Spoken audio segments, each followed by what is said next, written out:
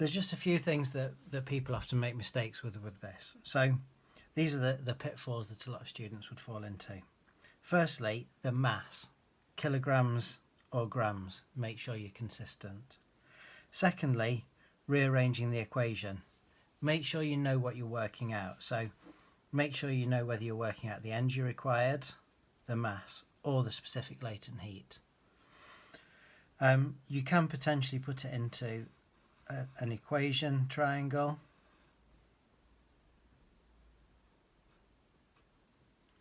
If we did that, the energy required would be on the top, and then you'd have mass and specific latent heat on the bottom.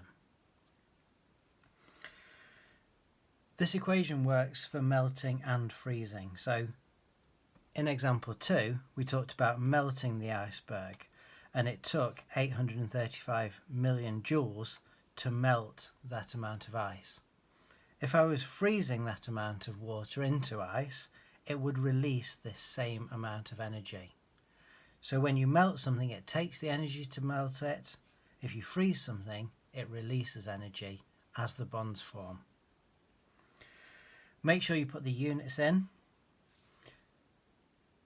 It's the units for the latent heats that people often get wrong, so that's joules per kilogram normally.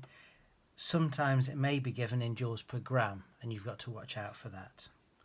And then the other thing that actually people often don't spot is they're looking at a question like this and they're thinking, well, I've only got one number here.